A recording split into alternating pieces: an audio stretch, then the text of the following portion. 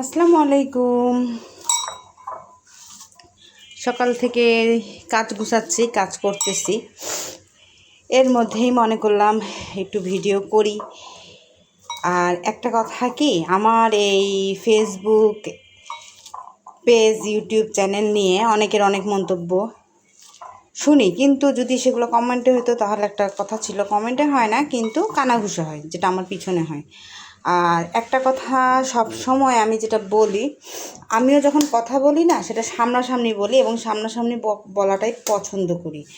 এই পিছনের কথাটা আসলে এটা সবার কাছে কতটুকু ভালো লাগে, কিন্তু আমার কাছে মোটেও ভালো লাগে না।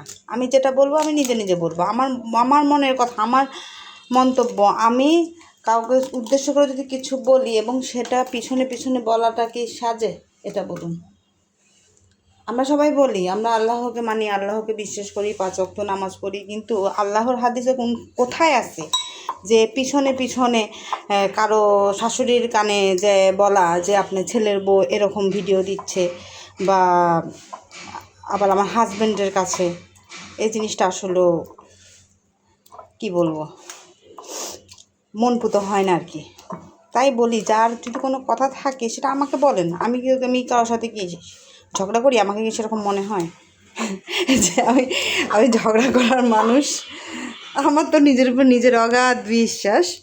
আমার ভাই সেরকম মন মানসিকতা নাই। হ্যাঁ, ভিডিও বানাই বা ভিডিও করি, এটা আমি সবসময় যে কথাটা বলি একটা কারণে, আজকে যদি সত্যি কথা বলতে সবার জীবনেই কাজ আছে, সবার জীবনেই ব্যস্ততা আছে। আমিও কম্পিউটার ইঞ্জিনিয়ারিং পাশ করার পরে ছেলে মেয়ের কারণে হোক, পারিপার্শ্বিক কারণে, সাংসারিক জীবনের কারণে হোক, আমি কিন্তু কোনো চাকরি ক্ষেত্রে যাই না। আমার এরকম মনে হতো যে আজকে আমি একটা ওর আব্বু জবে থাকতো, বা আমি কোনো একটা জবের মধ্যে আছি। হ্যাঁ, আল্লাহ যদি আমাদেরকে সেই রকম ক্ষমতা দিয়েছে, নিজস্ব বাড়ি আছে, সব কিছু আছে, দেখা যাবে যে আমি যেখানে কর্মক্ষেত্রে আছি, একটা কাজের মেয়েকে রেখে গেলাম বাসায়, আমার ছেলে মেয়ের দায়িত্ব দিয়ে, সিসি ক্যামেরা লাগানো আছে। এরকম অনেক ঘটনা কিন্তু ঘটছে যে ছেলে মেয়ে কাজের মেয়ের হাতে নির্যাতিত হচ্ছে, মার খাচ্ছে, বাট বাবা মা আসতেছে কখন পরে। এই ভয়ের কারণে কিন্তু আমি নিজের কেরিয়ার গড়িনি। আর যে কারণে একটা সময় আমার ছেলে মেয়েদেরকে নিয়ে আমি অনেক ব্যস্ত থাকতাম। করোনার মাঝে আপনারা সবাই জানেন আমরা একদম গৃহবন্দী হয়ে পড়েছিলাম, যে কারণে আমার ডিপ্রেশনের সমস্যা হয়েছিল। ডাক্তার বলছে যে যে কোনো একটা কাজের মধ্যে থাকতে, যে কাজটা করলে নিজেকে মনকে কনভার্ট করা যায়। আর এই কারণে শুধুমাত্র আমার ফেসবুক পেজ আর ইউটিউব চ্যানেলটা খোলা, অন্য কোনো কারণ বা কোনো টাকা ইনকামের জন্য বা কোনো কিছুর জন্য না। সেই সময় আমি কিন্তু অনেক ওষুধ খাইছি, এবং এমন একটা পর্যায়ে ছিল দেখা যাচ্ছে যে আমি ছেলে মেয়েকেও চিনতাম না। তো রাজশাহীতে একটা ডাক্তার আমাকে বলছে যে আপনি ওষুধ খাওয়া বাদ দেন, নিজেকে কন্ট্রোল করুন। আর নিজেকে কন্ট্রোল করতে গেলে আমার আর যে কারণে আমি ওষুধ খাওয়াটা বন্ধ করে দিয়েছি, এবং এই যে এখন আমি নিজেকে একটু কন্ট্রোল করি। এবং হ্যাঁ, ডিপ্রেশনের সমস্যাটা এমন সমস্যা, এটা কিন্তু কোনো সময় যায় না, এটা থেকে যায়, নিজেকে একটু কন্ট্রোল করতে হয়। যাই হোক, ভিডিওটা অত বড় করতে চাচ্ছি না, বা আপনাদের সাথে সেভাবে কোনো কথা বলার মতো আমার ভাষা হচ্ছে না। আমার ভিডিও অনেকে হয়তো পছন্দ করেন, ভালো লাগে, না হলে আমার কিছুটা তো ফলোয়ার্স আছে। আমার কষ্টের কথাটাই আর কি শেয়ার করলাম। কি আর কোনো কিছু বলা থাকলে আমার সামনাসামনি বলুক। আর এই ফেসবুক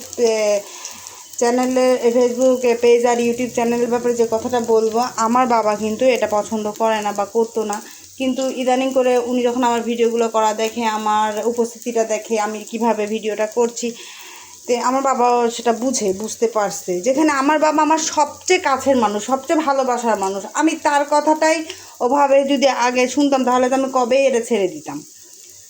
আমি আমার বাবাকে বুঝাতে পেরেছি যে না, সব ভিডিও খারাপ না, সব কিছু টিকটক না, বা সব কিছুই কী বলবো, খারাপ কিছু না।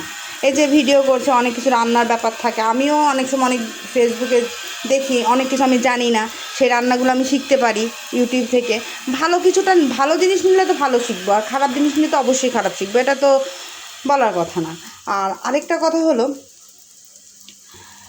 এই যে আমি যে সময়টুকে নিজের কাজে ব্যস্ত থাকি সেটাই কিন্তু দেই, আমি এক্সট্রা কোনো টাইম দেই না। আর আমার পিছনে আমার সম্বন্ধে যারা যারা কথা বলতেছেন তাদের তো ভাই এক্সট্রা টাইম লাগে রে ভাই। এই টাইমটা আপনারা কেন এইসবে ব্যয় করেন?